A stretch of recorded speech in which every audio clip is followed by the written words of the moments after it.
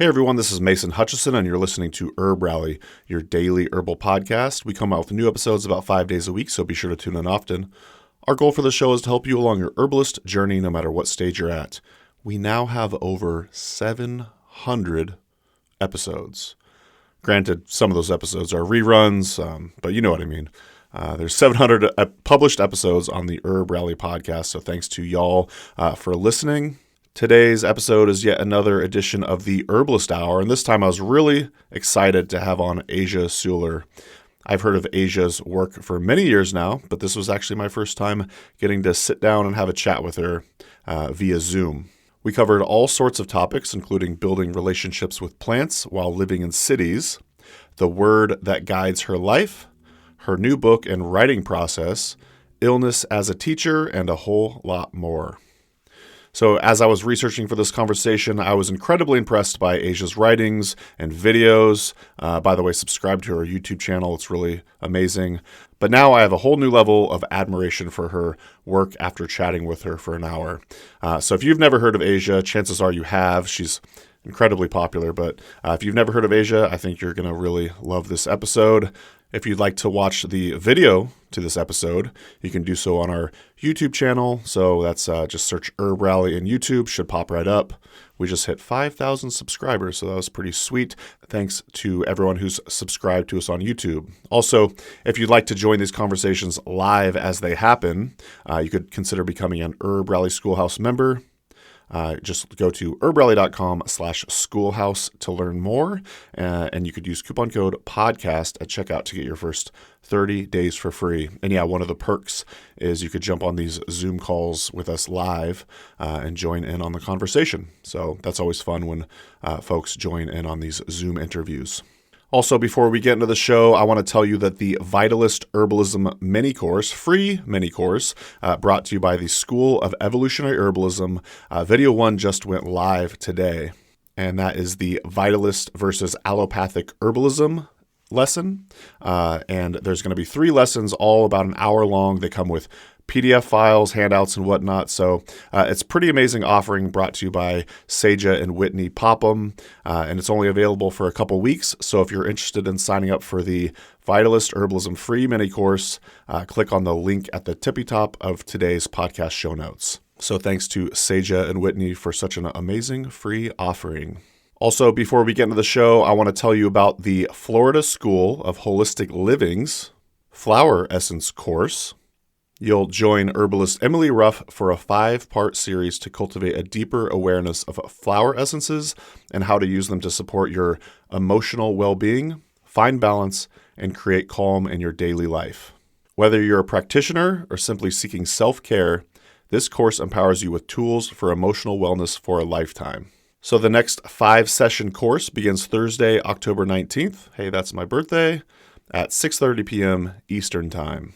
And if you'd like to check out a sample lesson from the Flower Essences course brought to you by the Florida School of Holistic Living, actually they have a video on their landing page on their website. So I will leave a link to that course in the podcast show notes again.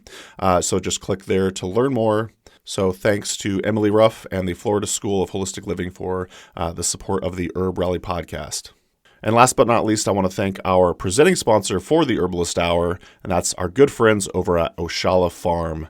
So if you're looking to buy some of the best dried organic herbs, look no further than Oshala Farm at oshalafarm.com. They grow themselves over 80 different medicinal plants. So if you're looking to support a local US-based organic herb farm, Oshala Farm is definitely one to look into. I've been friends with Elise and Jeff Higley, the owners, for a very long time now. And I've been to their farm many times, and yeah, they've got some of the best stuff around. So one more time, oshalafarm.com. Thanks so much for your support. That's going to do it for me today, and thanks so much for listening to the Herbalist Hour. I'll talk to you next time. Bye. Welcome to the Herbalist Hour. This is where community gather, merging the power of people and flowers, the sweet and the bitter to the salty, the sour. Umami, it's time for the Herbalist Hour. Welcome back to the Herbalist Hour. Today, I'm really excited to have on herbalist and author Asia Suler. Welcome to the show, Asia. Oh, thank you so much, Mason, for having me.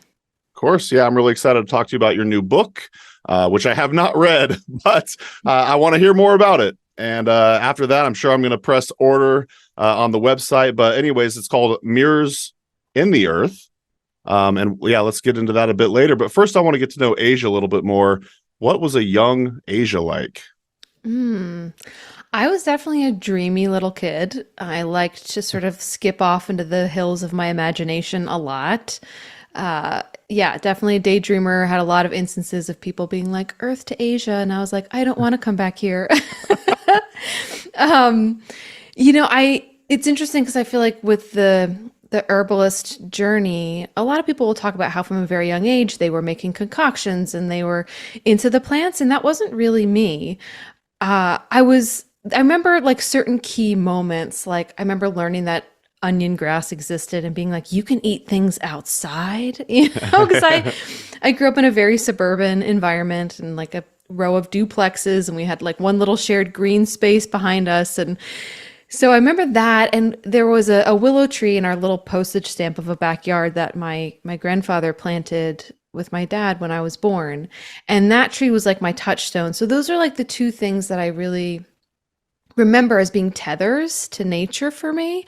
But, from a really young age, I kind of internalized the culture that I was living in, which was very much like a northeastern, rational, intellectual, sarcastic environment. And so, from a young age, I kind of had this belief system like, well, in order to be taken seriously, I have to be seen as intellectual and rational and, being spiritual and talking to plants and seeing the world around me as a living sentient being. Well, that's not it. So I feel like even though I was very like dreamy and was always looking for deeper meaning in life and existence, it really wasn't until I was in my late teens that I opened up again to really seeing and interacting with the living world and seeing the wisdom and the sentience that had been around me all that time. I love all of that so much. And, no one's here to hear my story, but I will say I'll kind of resonate with that a bit because I feel like my most depressed times in my life were the times where I was kind of escaping my actual or trying to escape my actual nature, not nature per se, but like me as a person. Like when I started just going the opposite direction and just because of what societal's norms were and whatnot. And then lo and behold, I get happier and more fulfilled when I'm actually following my passions and following my dreams. So I totally resonate with that. You mentioned that a willow tree was planting. I suppose, is that where One Willow Apothecaries comes from? It is, yeah. So that it was named for that tree that was really like my umbilical cord that like kind Wow. of kept me in connection, even when a part of me felt like I had to deny that aspect of my interest and yeah, just how the nature of me and how the nature of me works. I would climb into that tree and read poetry and talk to her and tell her all my secrets. And it was a weeping willow, so you'd part the Oh, branches and it was like you were in a whole other world. And I'm so grateful to that tree for the ways in which she really kept me grounded here on this planet. there's something about weeping willows that are just so magical. I mean, when you see just a giant, majestic weeping willow, everyone just kind of just like it's so incredible. I didn't know that the One Willow Apothecaries was named after the weeping willow, so that's really Mhm. neat to know. You have this great video on your YouTube channel. By the way, dear listener, I highly recommend you go subscribe to Asia's YouTube channel. Uh, just the cinematography, everything's so beautiful, and you always have these great messages. And I want to say in like usually 10 to 15 minute range. But you have this great video. Speaking of the tree as your umbilical cord, called connecting to plants in urban landscapes. And you gave all these tips on how you could connect to plants if you're a city dweller. Do you kind of want to chat a bit about that? Sure. Yeah. So my kind of grand awakening and coming back to the plant realm happened when I was in college and I was diagnosed with a chronic pain condition. And, one of the ways that I found solace was to go outside. And I often say that the world inside my body was like so painful that I went out. And that's really when I started reconnecting with the plants and the trees and the creeks and just the living world and found healing there and found comfort and support. And so when I graduated, I went to school north of New York City, and I graduated and decided to move to New York City. And it was kind of a funny move for someone who had this like grand realization of like, I want to work with plants like this. I want to work with nature. This is what I want to do with my life. But it was kind of the thing where a lot of my friends were migrating there. My partner at the time really wanted to live there. And I thought, okay, I'm going to give this a try. And it was interesting because I remember saying, okay, when I go to New York City, though, I have to get a job working with plants. I don't know what it is, but I have to get a job working with plants. And I ended up getting a job as a plant technician, which is like only a job that exists in a place like Manhattan, where I took care of people's office plants. So I 5 days a week traveled around with a giant duffel bag of whatever it was, amendments and test strips and my watering can. And I would go from, Midtown to Times Square to Wall Street and would water people's office plants. And so it was kind of how I stayed connected. But what was interesting is even though there was a part of me that was really resistant to moving to a city and thought, how am I going to stay connected? What I found was the exact opposite, that my love for nature and plants just grew exponentially. And I think a big part of that is because the denizens of nature in cities really want to connect with us. There's so much that we can do to have big positive effects when we're in concrete jungles, because every green space, every balcony garden is so important. And so I found ways to connect with the plants, even though I was in, one of the most urban environments on the planet. And I found that actually my connections were so much richer because they were so precious. So I would go to the park and I'd have a sit spot underneath a tree that I loved. And I visited my office plants, and I would bring home all the plants that nobody wanted anymore. Once they caught a disease or they were past their prime or whatever, often they would get replaced, but I'd take them home and I'd nurse them. And it was such a healing practice for me. And we had this tiny little backyard. I lived in Brooklyn right off the L. And we had this little weather beaten brick backyard. And I dug that backyard up and I turned it into a little garden. I had really no idea what I was doing, but I was like, okay, this is how you learn. And now looking back, I think, and I see just how much these small motions of whatever it is, planting native species, of taking the time to stop and, make an offering to a plant on your street, to give that plant some water, that these things matter, and they matter profoundly when you're in an urban environment. So just because you are living in a city doesn't mean that there aren't really ample and rich opportunities to connect with the plant world.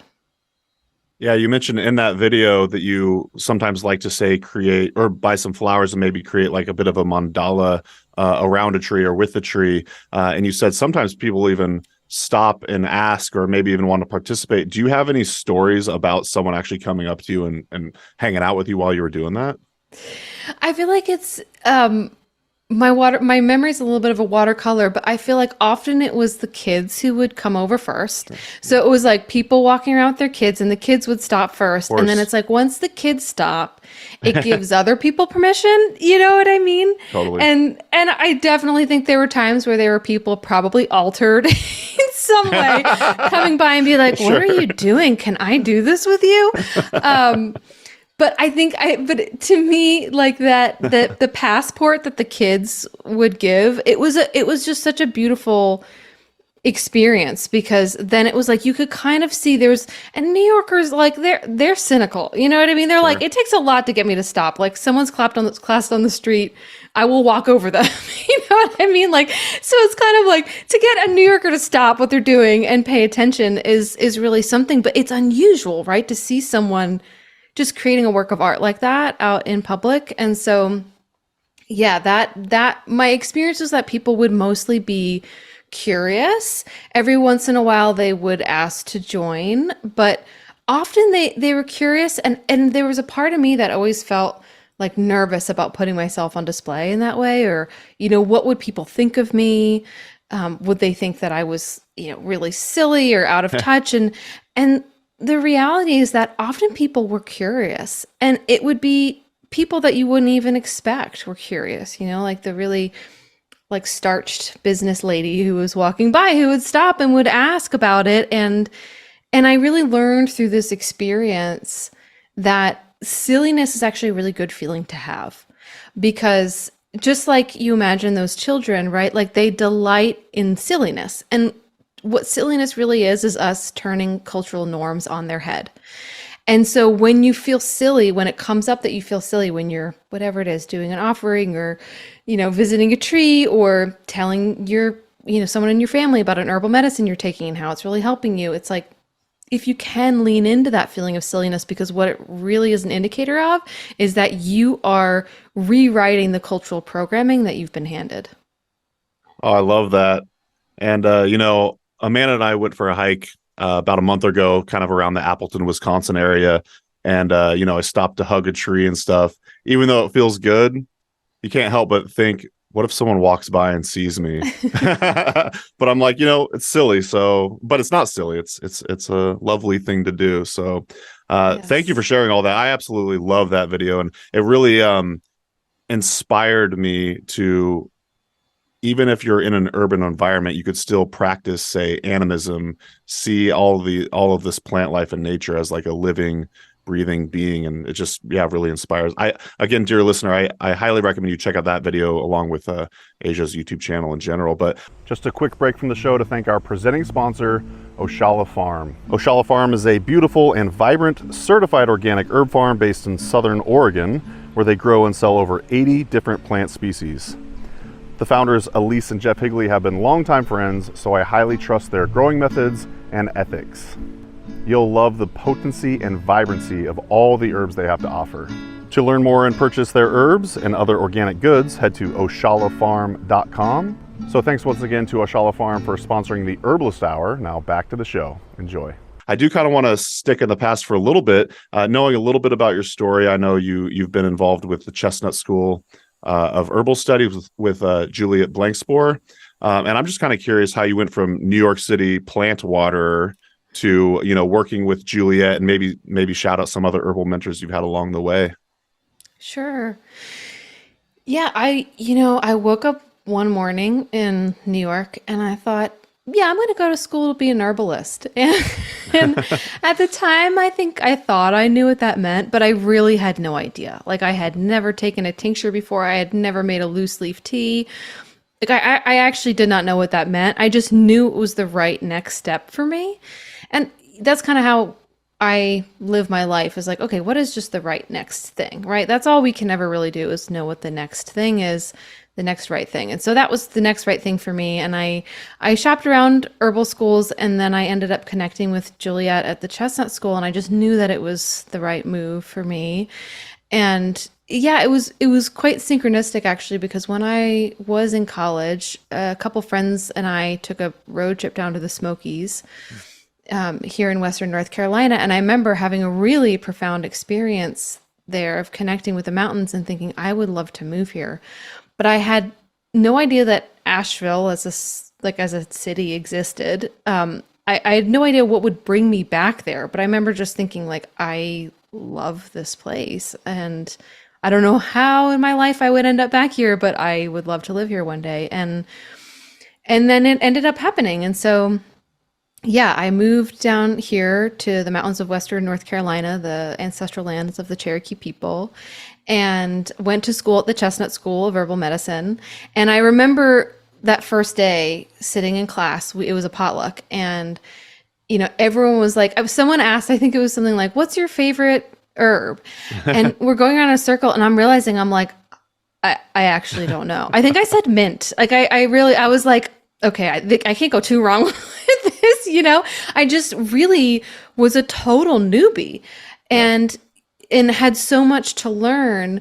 But looking back, I'm really grateful for the experience, because I went in without any like preconceived notions or any like sense of myself is in any kind of aggrandized way. I was just like totally there to be a student. And it's interesting because I feel like if you had asked Juliet back in the day, and or pretty much anyone else in class with me, like who of this class would end up like making a living with herbalism, I don't think they would have pointed to me, and that's okay. But I just wasn't like the most amazing student. I would often end up, we'd be on these plant walks and I'd be in the very back of the group because I just would get so involved in looking at plants or stopping and having experiences. But it was interesting after school ended, it was almost like everything I learned was there in my brain. Like I remember going for walks and just having plant names float up into my consciousness and being like, I had no idea I actually retained that, but I had. And so, yeah, I decided to start an herbal products business on the other side. I had been seeing clients on and off for energy medicine. So I had trained in Reiki. I had become a Reiki master before I went to school. And I knew that I was drawn to the energetic side of healing. That was just always what was my calling. But I thought, okay, but I really want to work with people in a holistic way. So this is like a big reason why I went to herbal school. I wanted to know plant constituents. I wanted to know disease process and body systems because I wanted to work with people and plants and whole plants. So on the other side, I started an apothecary business and I started, seeing people one-on-one. But I did end up eventually working for the Chestnut School. So I became the administrator at the school and became a teacher at the school. And yeah, that's it. It opened a lot of doors for me working at the Chestnut School. A lot of times people would come in with like teaching requests of Juliet and she just didn't have space in her schedule. And I remember her asking me like, do you want to do this? And I was like, I don't know, can I do this? Like I've only been practicing for like 2 years. And she said something that was really profound to me then. She said, as long as you have something to teach people, even if it's just one thing, it's worthwhile. You don't need to be 10 steps ahead of them. You just need to be one step. And sometimes it's even better to just be one step because it's more attainable and you're able to understand them better.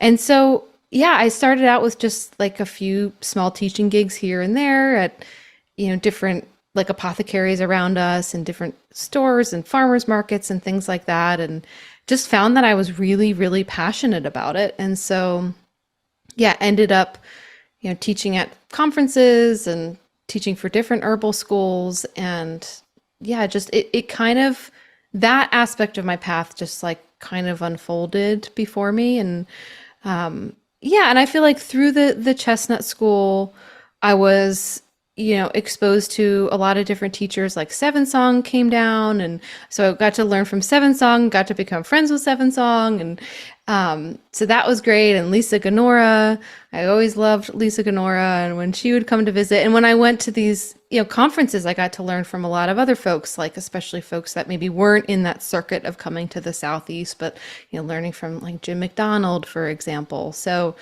yeah, I feel like that phase of my life, I've been not in it very much since I have had a child and the pandemic happened, but that phase of my life of really visiting herbal conferences, I got to learn a lot from a lot of different teachers. I just had the good fortune of hanging out with Seven Song and Jim McDonald at the Great Lakes Herb Fair last week. And yeah, amazing teachers. You mentioned not having a favorite plant as you went around in a circle. And I'll just give you reassurance.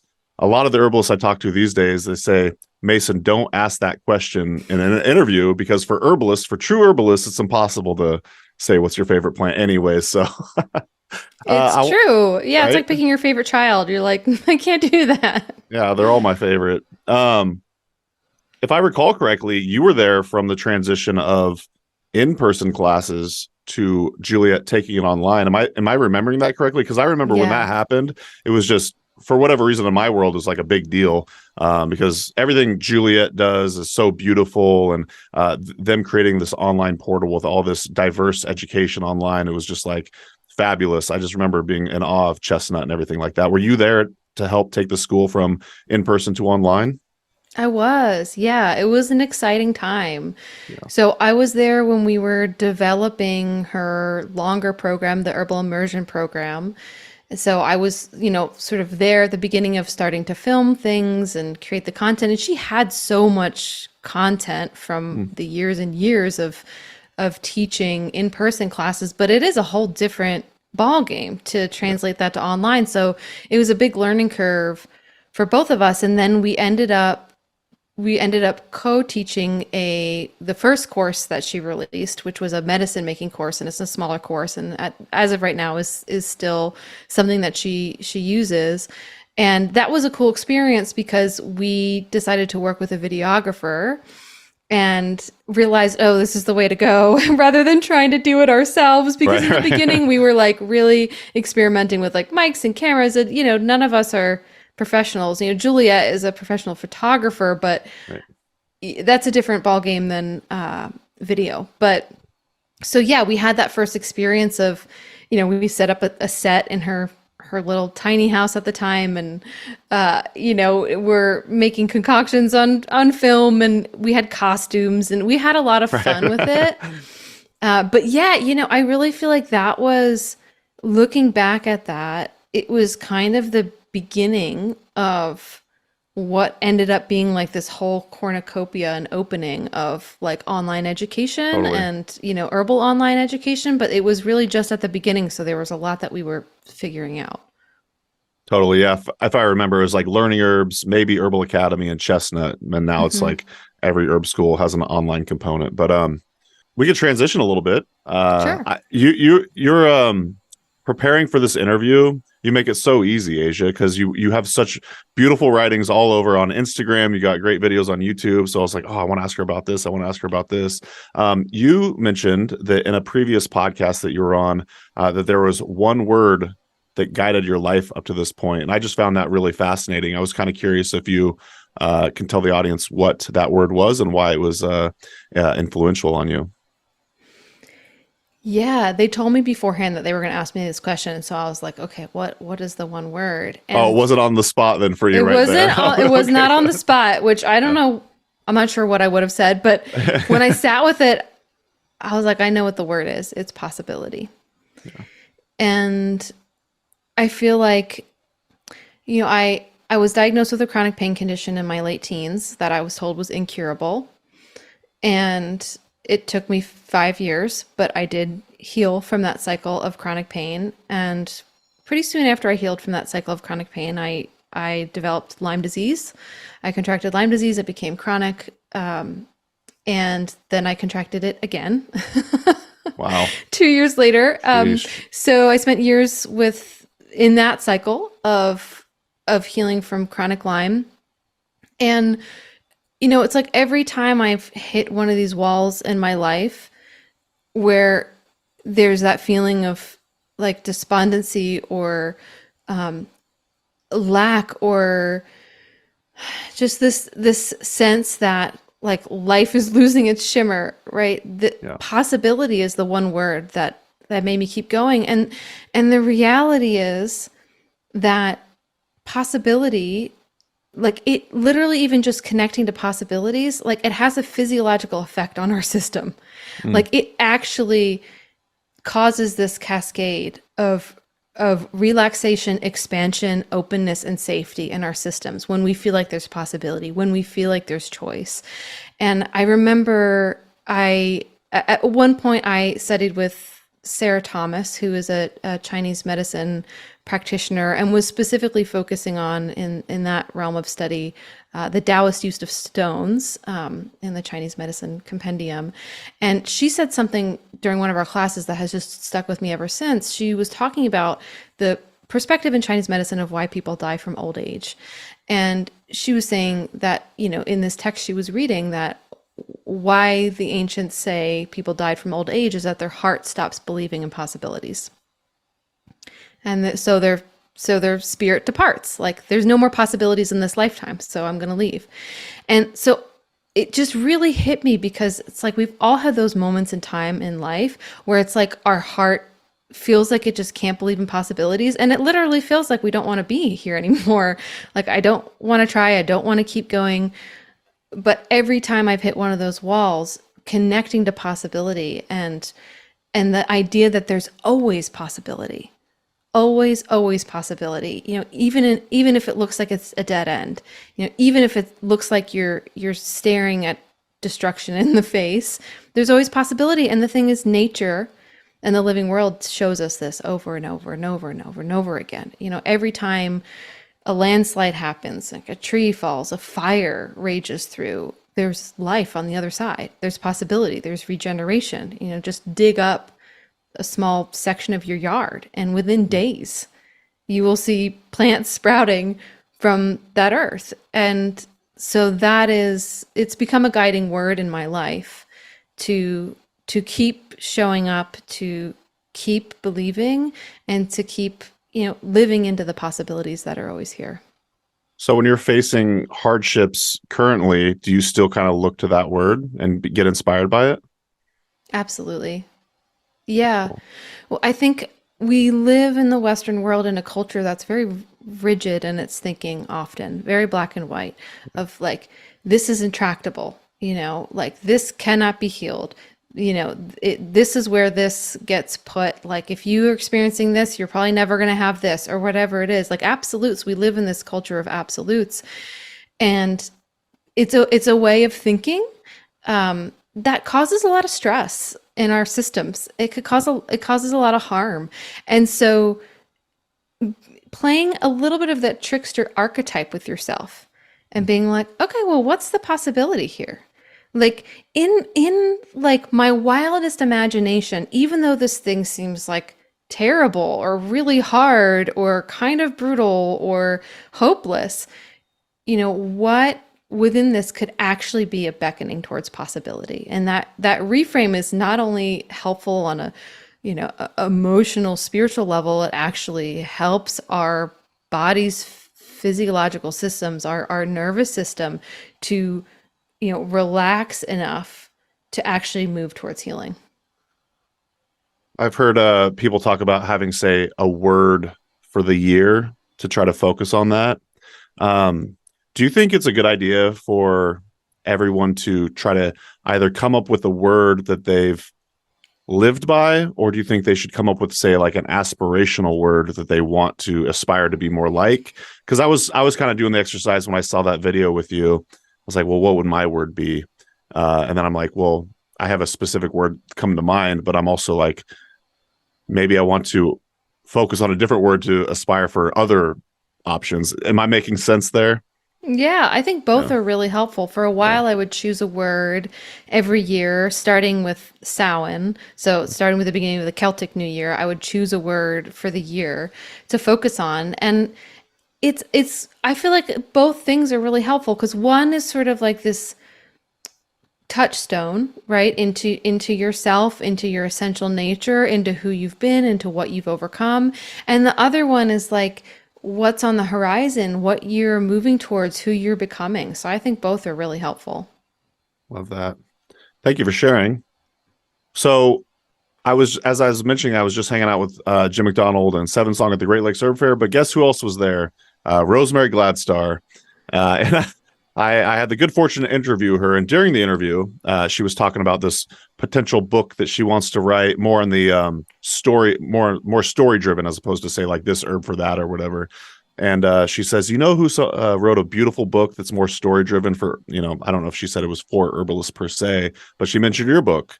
And I thought that was really cool, first of all. But why don't you tell us about your new book? Or it's new-ish, right? Was it 2022 it came out? 2022. Yep. 2022. Yeah. Why don't you tell us about Mirrors in the Earth? Well, thank you for sharing that story with me. I'm very honored that Rosemary Gladstar spontaneously mentioned my book. She's totally like an actual angel.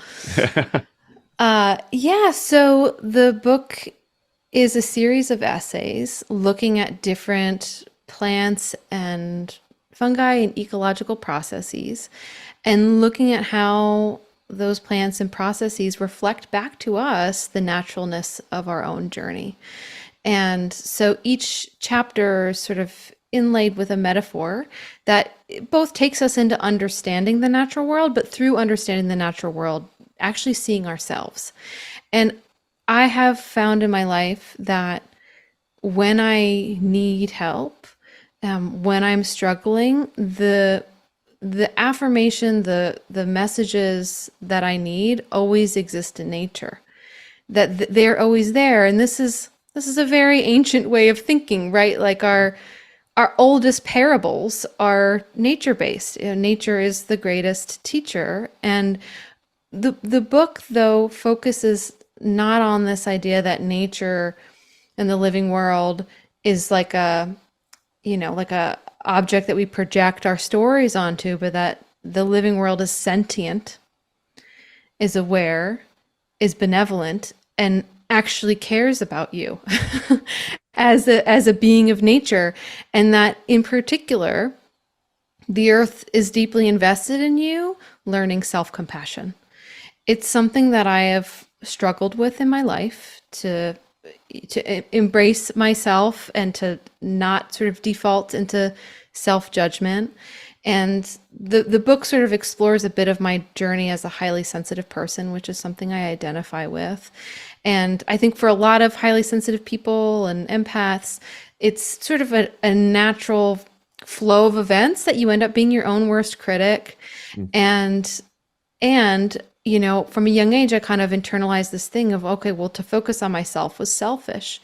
And it was 100% through interacting with nature and plants in the living world that I learned the opposite is true, that it's deeply needed and it's necessary, that I learn how to focus on myself, that I learn how to honor, accept, value myself, because it's only through learning self-compassion that we can access the gifts that we're meant to bring to this world. And I profoundly believe that each and every one of us is here right now at this particular time on this planet because we have a gift that we're meant to bring, and the earth is invested in us discovering those gifts. It's actually very important that we do.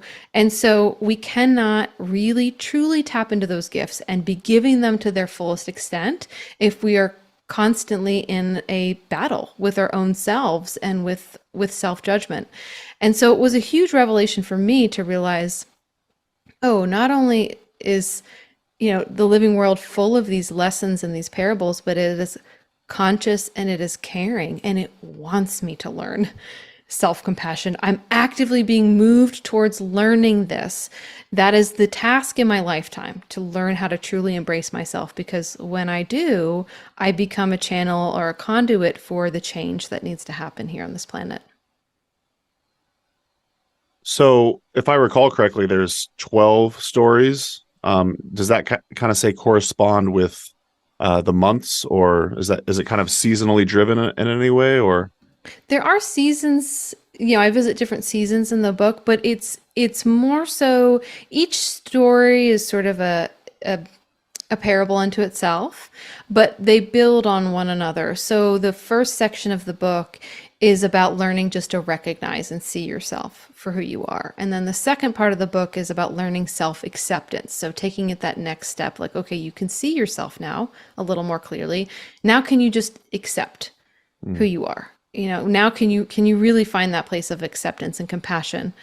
And then the third part of the book is about stepping into your gifts. It's about learning how to give back once you've grounded in that self-compassion. So the stories are non-linear. Like, I'll visit different places in my life in different chapters. It's not like it's a memoir that starts in one place and ends in another. And it's interesting because the book at this point is part memoir, but I wrote a whole first draft of the book without any of my story in it at all. And Wow. I had a writing buddy and I gave it to her and she was like, this is great, but like, where's your story? Like, I want to know your story. And so I took a whole year to put my story into it. And if you would read it now, you would never know that. But looking back now, I see just how important it is because, we know from cognitive research that story imprints information much faster and in a much more enduring way than just information. And so even though I was telling stories about these encounters with the living world, because it was lacking my personal human story, I realized that, what I was saying, it wasn't going to land in the same kind of way unless I added in this very human story. And so I did. Yeah, it does seem like the herbal community would really dig this book. How is it being received in general? Is it reaching a broader audience? And what is some of the feedback you're getting for the book? Yeah, it's been really amazing to see how the book has resonated with people, and it is reaching a really broad audience Yeah. of folks. So, I mean, broad in the way that, I think it's people who are interested in, self-growth Hmm. and nature, but I would probably say that most of the people I've heard from aren't necessarily herbalists. Maybe they take herbs or they dabble, but Right. they don't self-define as herbalist. But I think the feedback that I have gotten from people is that it has profoundly shifted the way they look at nature and the living world, and through that profound shift, really changing the way they see and interact with themselves. And that was my experience. And so I'm delighted that that came through in the book and that people are then having that experience, because I really wanted the book to be an experience, not just a report. um, Right. it was designed to be an experience. And so each chapter ends with exercises as well. Oh, And so, there's awesome. that invitation to sort of step into the lesson or the learning or the gift that is being given in by nature in each one of these chapters. I love when books like that do that, because then not only are you imprinting the lesson on them via story, but then you're also further integrating it through the exercises. That's It's really neat. helpful. So I love hearing that other people are enjoying the book, say other than your general herbalist. But I will say I saw on your website Robin Rose Bennett gave high praise, which she's also a very beautiful writer as well. Do you have any sort of relationship with Robin Rose? I met Robin Rose through Juliet back in Okay. the day. And yeah, just really loved like connecting with her. And then when I wrote the book, I remember being like, oh, it'd be so amazing if I could have Robin Rose write a blurb for it. and and Juliet was like, you should reach out. I think she'd say yes. And she did. And so it's been really cool because we've been able to connect over that, and now connecting over one of her new books that's coming out. So it's been, and hers was one of the first herbal books that I purchased too. Yeah. And so, yeah, it's just such a beautiful full circle moment when these people who, were your teachers, then, become your supporters. Like yeah, it's a gift beyond measure. So that's been a really neat experience. Yeah, Robin Rose will be on the podcast in about a month or so, and I do her oat straw meditation from the Gift of Healing Herbs all the time. So, That's awesome. yeah, totally. Well, let's switch gears a little bit. Actually, before I do that, I got to ask: is there a specific spot that you want folks to buy the book? Oh, obviously local bookstores are always Yeah. really fantastic. I have like a list of spaces on my website, like, it's on bookshop.org. Depending on where you are, some people are overseas. But yeah, I mean, any space. Sometimes it's just most convenient to buy it on Amazon. That is what you have the energy, the time for, and that is totally also okay. But yeah, I'm not currently selling any copies on my website, so just wherever you buy books. Okay, awesome. I thought maybe you had some sort of bundle, but maybe that was from when you first released it or something like that. Yeah, well, we do still have on the website. It's called the Complete Healing Collection, and it is a copy of this book signed by me, and it is a copy of or a set of essences that are. Oh, cool. It's actually pretty special because they're essences that I made in the moments I'm talking about in the book. So I have these like major moments of realization in the book, and because I love making flower essences, I actually made essences at those moments in That's time. awesome. So I decided to like produce a limited amount of these kits of these essences if people really resonated with the book or certain chapters and wanted to go on that journey that way. So it's the book, that, and then I did do a series of guided meditations that go along with each chapter. So if people like know that they want to go all in, then that is on my website. If you get a copy of the book and decide you want to do that later, then we do still currently have like a few of them available. Awesome. Well, I'll leave a link to that in the podcast show notes. All right. Well, now we can officially transition. I got a couple guest questions from my wife, Amanda, co-owner of Herb Rally. And she asked, she loves your stuff, by the way. She was perusing your Instagram and whatnot. And she says, what are some of your favorite ways to connect with the moon? Hmm.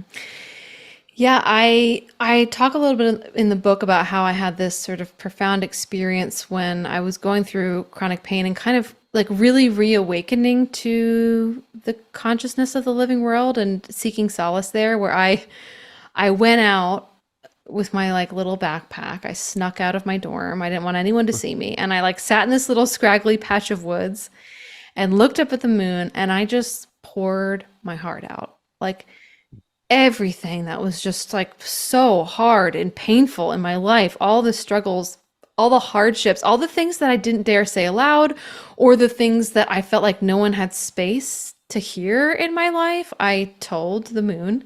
And it was an amazing experience because I for the first time like connected with the celestial body, and I felt this like pearly flow of care just like wash me. Like you hear those stories of like saints taking their hair to like dry your feet or dry your tears. Like that was my experience with the moon. It was really profound. And so one of my favorite ways to work with the moon now is just to do that.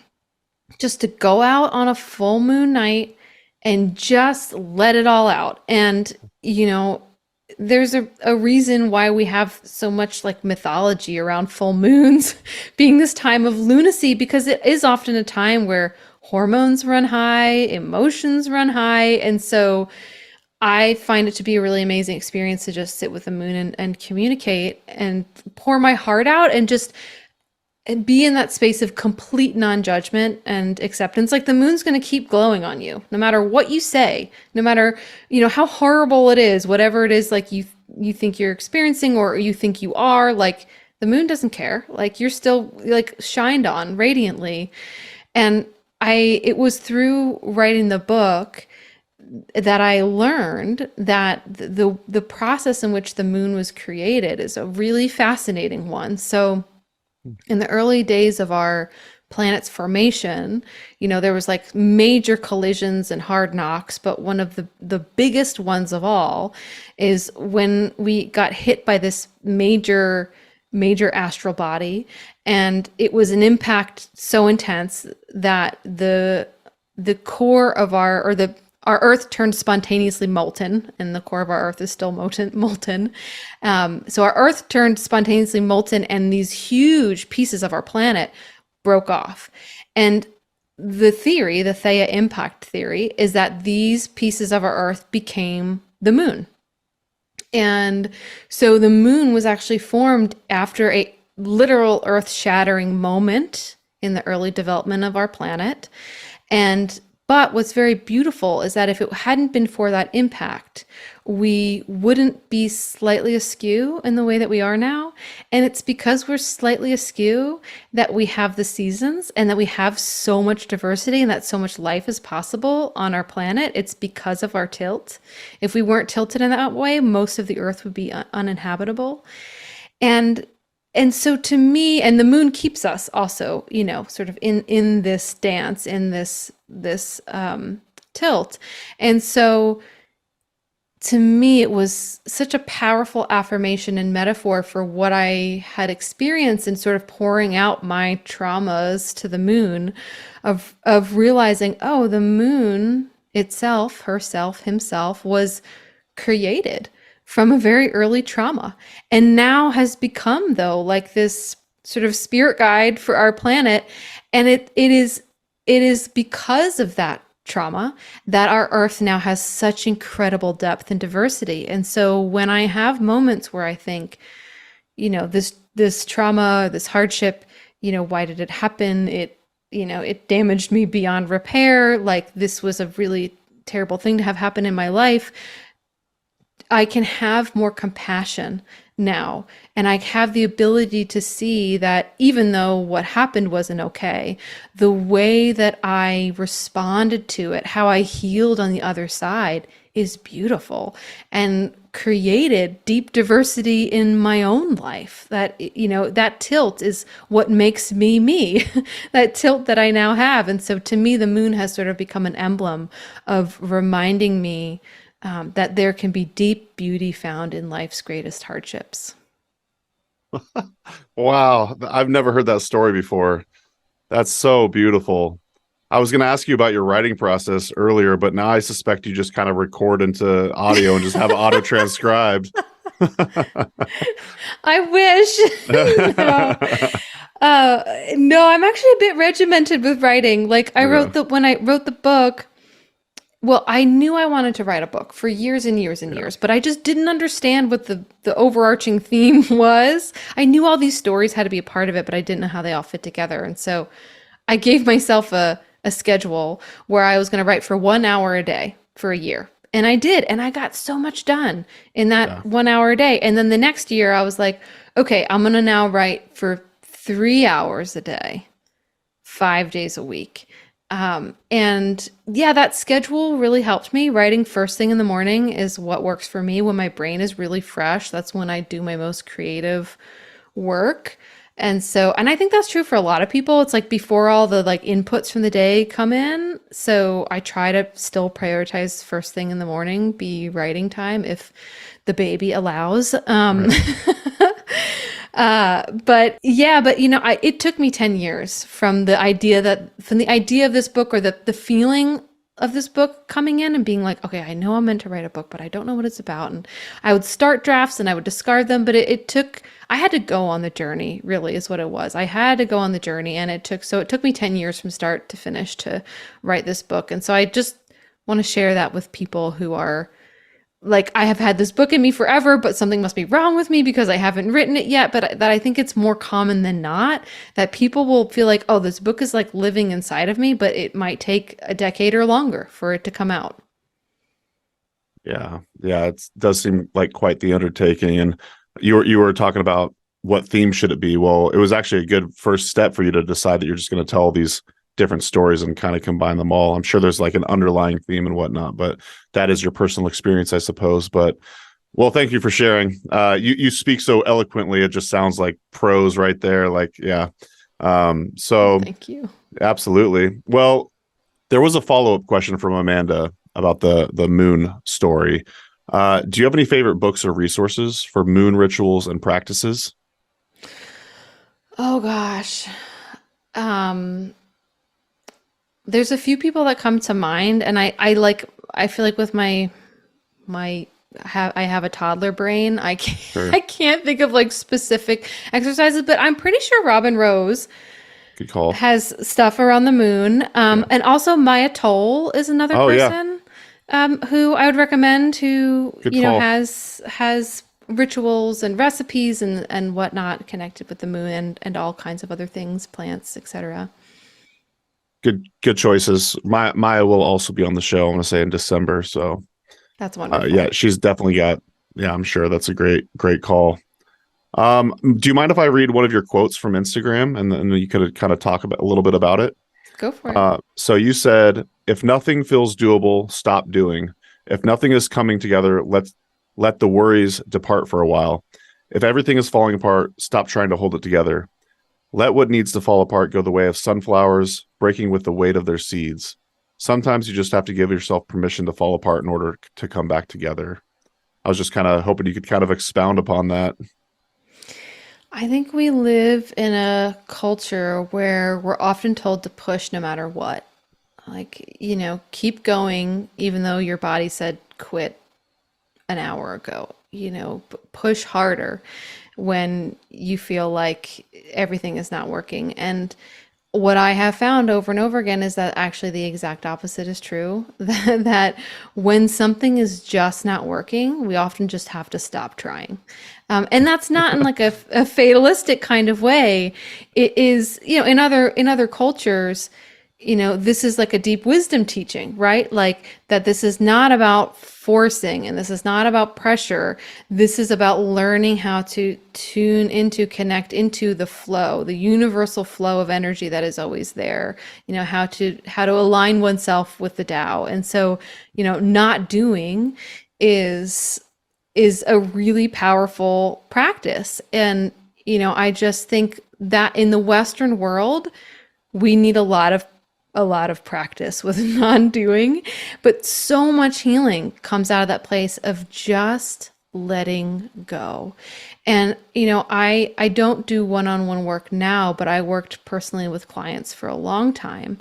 And so I would, be there consistently with clients as we were, whatever it was, trying different herbs, trying different programs, trying different things to heal. And sometimes it would just get to a point where I'd be like, I think you just gotta stop trying for a little bit. Like, just give yourself permission to let it fall apart. Because often what's happening is when we're trying, it's almost like we're trying really hard to make an old system still work for us.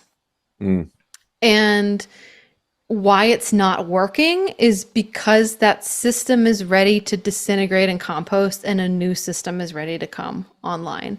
And so that's why I love that metaphor of the sunflower seeds. We're also just in that season right now, but it's like that, we get these huge heads of sunflowers out in our garden, and they need to literally fall over and break apart in order for these new seeds to be planted and to be born. And the same thing is true for us.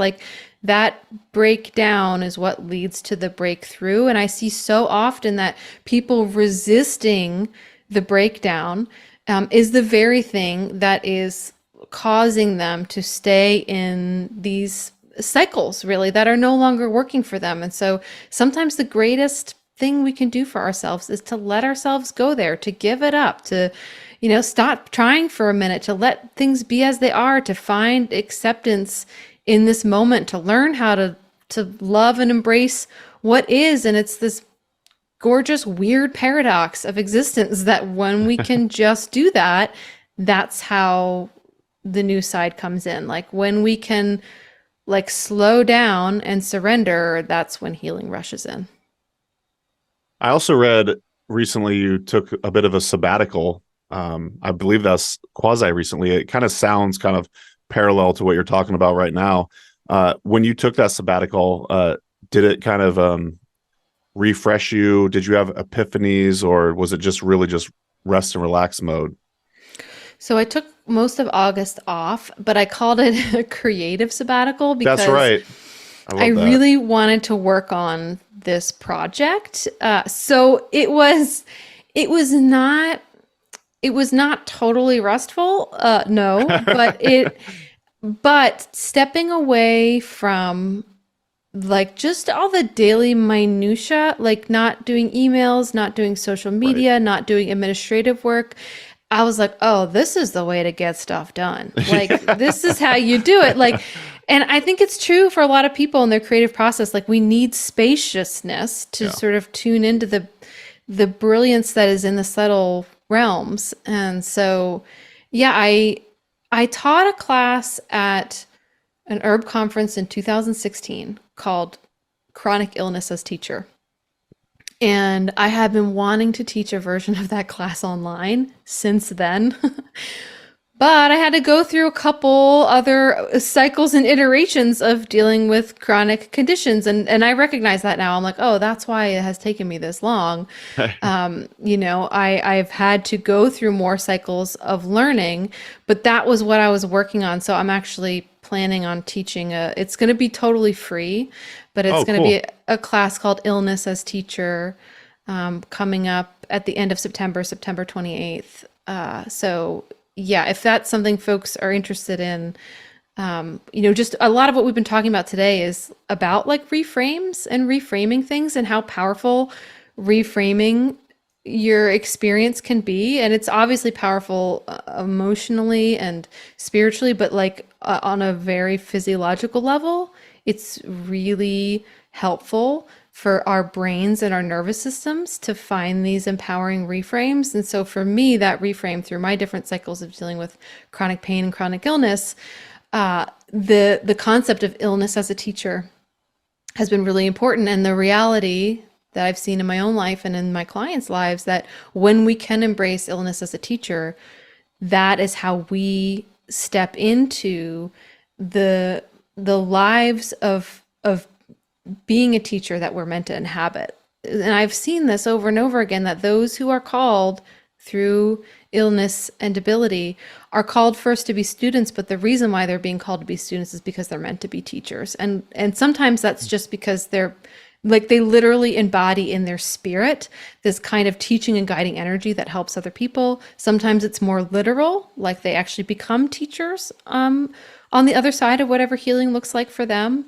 But I really wanted to offer this class as a way for people who are dealing with illness or who support people who are dealing with illness to find these reframes that can really, as we talked about, open up new possibilities for healing. Love that. So that's going to be a live class then on September 28th. Yes. Awesome. Yeah. And if people are listening to this after the fact too, I'm going to have the replay available if they wanted to access it after that as well. But yeah, the class will be live on the 28th. Very good. We will link to that in the show notes. Just a couple more questions. What's next for Asia? Yeah, well, so there's that class, which feels like it's almost like part of my like PhD, or so that's how it feels. I'm like, okay, like, can I get the cap and gown after this? No, but it's been something I've been working on for like 8 years, so it feels really big. Yeah. I've been gathering notes for it and all of that. So I'm really excited about that. I am in the process of, in terms of programs, I'm in the process of working on a program that's going to be specifically for guiding other highly sensitives and empaths. And so that's a big portion, I would say, of the people I serve in my audience are people who identify as highly sensitive. And so this program will be specifically geared towards folks who identify in that way, to connect with the earth, and through connecting with the earth, understand how their own systems work. So I'm really excited about that. There's a couple books that I'm working on. Of course. We'll see when they happen. Life with a little child is very full on. So I was working on them a bunch before she was born, but they've kind of been put on pause. But, hopefully that will come through. In the meantime, I actually recently started a Substack. Oh, nice. So, the Substack is specifically my writings about motherhood. I found that I wanted a space where I was writing about motherhood. I write about it a little bit here or there in my other work, but it felt like I almost like needed a walled garden in order to talk about like a lot of the deep aspects of motherhood, and also just, it's not everyone's cup of tea. It's not what everyone wants to be reading about, and that's totally fine. And so I was stoked to create this separate space. And so the Substack's called Mothering Depth, and I've been writing there every week. And that's been a special experience. And I'm considering that maybe one of the next books might be a little bit more focused on motherhood. So that could be cool, but we'll see what time and toddlerhood allows. Yeah, don't overexert yourself. Is there a link to the Substack on your website, or I could just get it from you after the fact? Yeah, I'll for sure send it to you. I actually don't think it's on the website right now, but thank you for that reminder, because it should be. No worries. Well, this has been a lot of fun. I don't think I've ever talked to you for this long. In fact, this might even be our first conversation if I come to think about it. I know we've had some back and forth previously, but it's been really great to get to know you more. You really shared a lot of gems. You're inspiring me to get back into some Taoism. I don't know if you're a Taoist or not, but I definitely used to love to read some of the Taoist literature and whatnot. But thank you so much for your time, Asia. This has been a lot of fun. Yeah, thank you, Mason. This has really been a delight to be here with you and connect with your audience. So thank you so much for having me. Absolutely. Well, with that, we'll wrap it up here. And thanks, y'all, for listening. And we'll see you in the next episode. And that's going to do it for today's episode. Thanks so much for listening to the Herb Rally podcast. If you'd like to hear more from us here at Herb Rally, we now have a text message community, believe it or not. Basically, it's just updates from us. We send about 1 to 7 texts per week, notifying you about new events, videos, courses, podcasts. You get the idea. It's pretty much like our email newsletter, just in text form. So if you'd like to receive text messages from Herb Rally, just text JOIN, that's JOIN, to the number 541-256-2895. Again, that's JOIN to number 541-256-2895. And to stop receiving texts, that's easy too. Just text STOP to the same number. It'll opt you out immediately. Okay, thanks again for listening. Have a great rest of your day.